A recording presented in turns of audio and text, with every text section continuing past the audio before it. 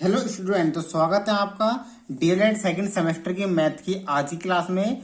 आज की क्लास में हम चैप्टर नंबर 3 संख्याओं की अवधारणा के अति लघु उत्तरीय प्रश्न सॉल्व करने वाले हैं। पिछली क्लास में हमने बहुविकल्पीय सॉल्व किए थे ये, तो आज की क्लास बहुत इंपॉर्टेंट है। इसमें अति लघु होंगे और नेक्स्ट क्लास में लघु उत्तरीय होने वाले हैं। तो अति लघु की हम बात करते हैं। पहला क्वेश्चन क्या है? वे संख्याएं जिन्हें p/q के रूप में न व्यक्त किया जा सके वे क्या कहलाती हैं? तो जिन संख्याओं को हम p/q के रूप में व्यक्त करते हैं उनको परिमेय संख्या कहते हैं। लेकिन यहाँ कहा गया है p/q के रूप में जिन्हें नहीं लिख सकते उनको हम कहते हैं अपरिमेय संख्याएं। तो पहले का आंसर हो जाएगा अपरिमेय संख्याएं। जिनको p/q के रूप में व्यक्त नहीं कर सकते उनको हम कहते हैं अपरिमेय संख्याएं।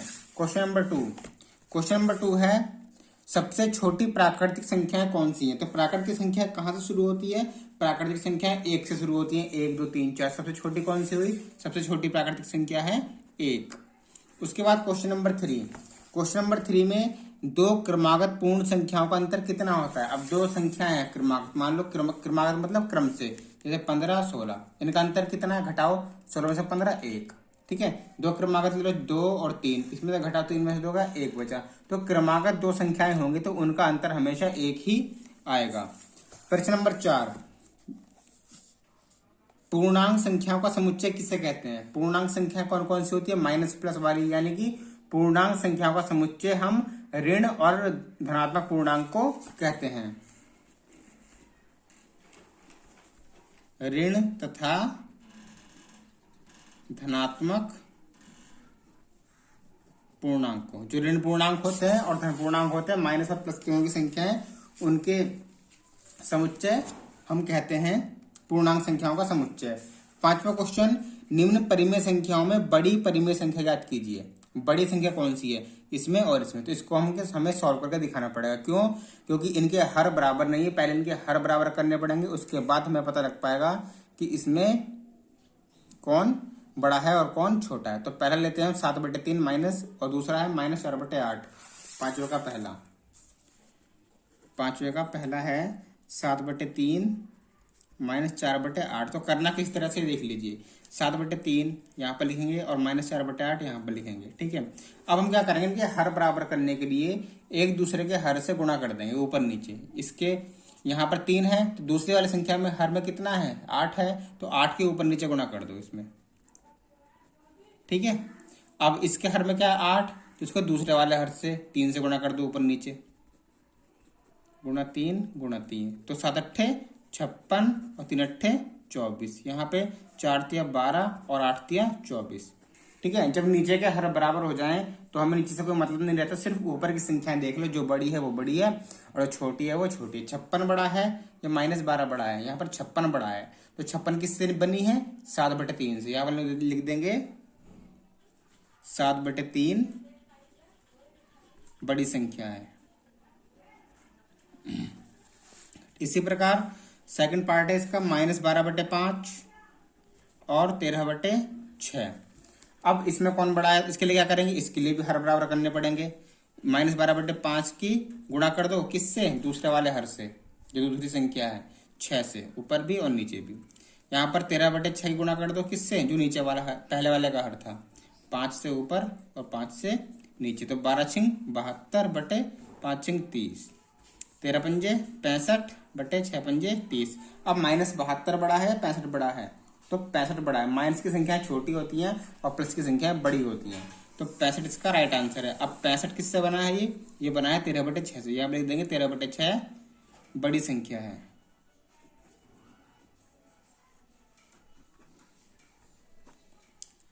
तो ये क्वेश्चन नंबर 5 था। क्वेश्चन नंबर 6 की ओर हम बढ़ते हैं। क्वेश्चन नंबर 6 में क्या है? निम्नांकित में से प्राकृतिक संख्या को लिखिए। अब प्राकृतिक संख्या कौन कौन सी होंगी इसमें देखिए। प्राकृतिक संख्या कौन सी होती है? जो 1 से होती है, 1 2 3 4। तो ये हो जाएगा 333, जीरो नहीं होगी, जीरो पूर्ण संख्या में आती है। तो 333 और 543 ही प्राकृतिक संख्याएं होंगी, क्योंकि ये नहीं होंगी, ये हमारी बटे में लिखी है, सही बटे में। ठीक है, तो 333 और 543 जो है प्राकृतिक संख्या है। छठे का 333 और 543। 7वां क्वेश्चन, निम्नांकित में से पूर्ण संख्या लिखिए। अब पूर्ण संख्या कौन सी होती है? पूर्ण संख्या 0 से शुरू होती है, ठीक है। तो 0 से शुरू होगी 352, 457, ये माइनस में होगी, ये नहीं हो सकती, ये बटे में नहीं हो सकती, ये माइनस में नहीं हो सकती। तो 352, 457, 18, 35, पहली, दूसरी, तीसरी, चौथी ये होंगी। 352, 457, 18 और 35, तो ये हो गई पूर्ण संख्याएं। क्वेश्चन नंबर 8,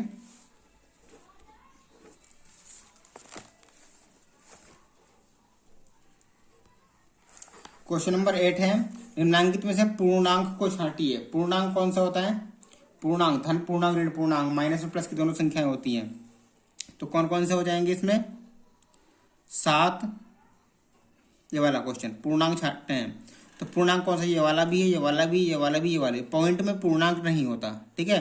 पूर्णांक मतलब पूर्णांक हो, पूरा हो, लेकिन पॉइंट वाले जो है पूर्णांक नहीं होते। तो इसका राइट आंसर हो जाएगा 4002, और यहाँ पर 799, 0 और -3602, ये चार संख्याएं जो है पूर्णांक हो जाएंगी। 4002, 799, 0 और माइनस का 3602, तो ये जो है ये पूर्णांक हो गए। उसका प्रश्न नंबर 9, निम्नलिखित में से परिमेय संख्या बताइए। परिमेय संख्या कौन सी होती है? जिनको हम बटे के रूप में लिख सकते हैं। तो ये तो अपरिमेय हो गई, ये भी अपरिमेय। यहाँ पर 7 है, तो 7 के बटे हम 1 लिख सकते हैं, तो 7 परिमेय हो गई। और यहाँ पर 0 भी परिमेय है। इन दोनों को छोड़ के सारी परिमेय संख्याएं हैं, इन दोनों को छोड़कर, तो ये सब परिमेय है, सबको बटे के रूप लिख सकते हैं। इसको कैसे लिख सकते हैं? 3.5 को पॉइंट उड़ाएंगे और बटे में 1 आगे 0, 35/10 हो जाएगा इसका। तो ये भी परिमेय है, ये भी परिमेय है। 7, 0, 3.5, 2.333 जो है ये परिमेय संख्याएं हैं।